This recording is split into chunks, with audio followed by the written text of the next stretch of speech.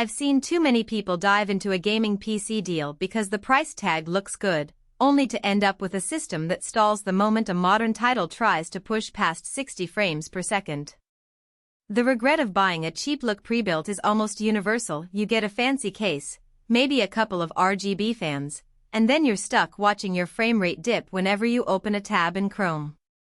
So the question is, does the WIWB gaming PC with an Intel Core i9-14900HX and an RTX 5060 Ti actually feel like a smarter buy? Or is it just another flashy box that will leave you wishing for a better GPU upgrade path? Link is in the description if you want to check the product details on Amazon.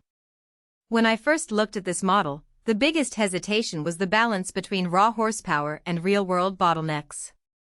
The i9-14900HX is a laptop-class chip, but WIWB has tucked it into a desktop chassis, promising unstoppable processing power. That's a bold claim, yet it matters because most creators I know, streamers who also edit video and run background encoding while gaming, need a CPU that can keep up with multi-threaded workloads without choking. The 16 GB of DDR5 RAM sounds generous on paper, but if you plan to run a 4K stream, edit 8K footage, and keep a few Discord servers open, you'll quickly feel the need for at least 32 GB.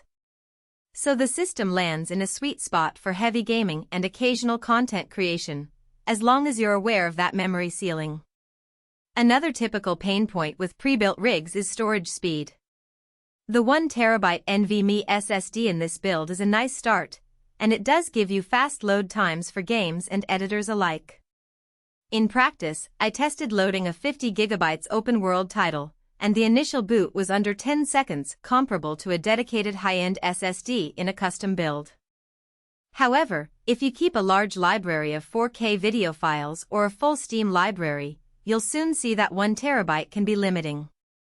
Upgrading the drive isn't a nightmare, but you'll need a spare M.2 slot, which some users might overlook on first glance. Graphics-wise, the RTX 5060 Ti sits a tier below the RTX 4070, which means it's not the most future-proof GPU out there. Yet for 1080p and solid 1440p gaming, it delivers a consistently smooth experience. I tried a recent shooter with ray tracing turned on, and the frame rate hovered around 70 frames per second at 1440p, decent enough for competitive play. The real question is whether you need that 8 GB VRAM for upcoming titles.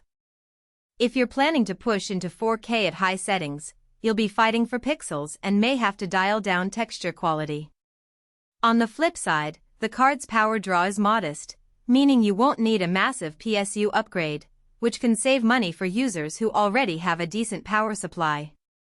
Connectivity is where the WIWB starts to feel more thoughtful. Wi-Fi 6 is built in, so you get a stable wireless link for streaming without the need for a separate dongle. The Ethernet port is a standard gigabit, which is reliable for any kind of upload work. For those who love multiple monitors, the tower includes the usual HDMI 2.1 and DisplayPort 1.4 outputs. I set up a dual monitor rig, one screen for gaming, the other for OBS preview, and the switching was seamless.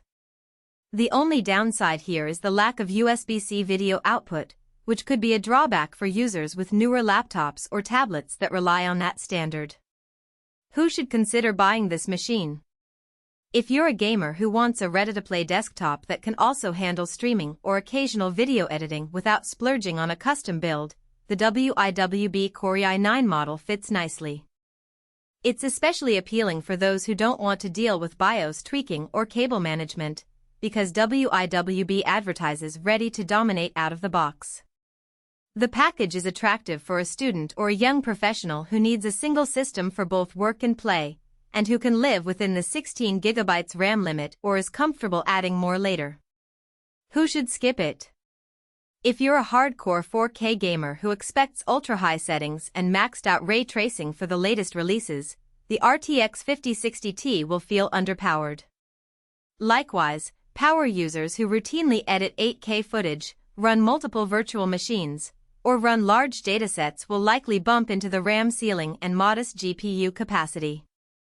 In those scenarios, a custom build with a higher-tier GPU and more memory would be a smarter investment. In terms of practical strengths, the PC shines in its plug-and-play simplicity. The OS boots fast, drivers are pre-installed, and you can launch a game or start a stream within minutes of unboxing. The Wi-Fi 6 integration eliminates a clutter of adapters, and the SSD's speed cuts down load times dramatically. The cooling solution, though not highlighted in the spec sheet, is decent enough to keep the CPU temperatures under 80°C during sustained loads, meaning you won't hear the system screaming for air during long gaming sessions. On the weakness side, the limited RAM and the mid-range GPU are the biggest trade-offs. Upgrading RAM isn't prohibitively expensive,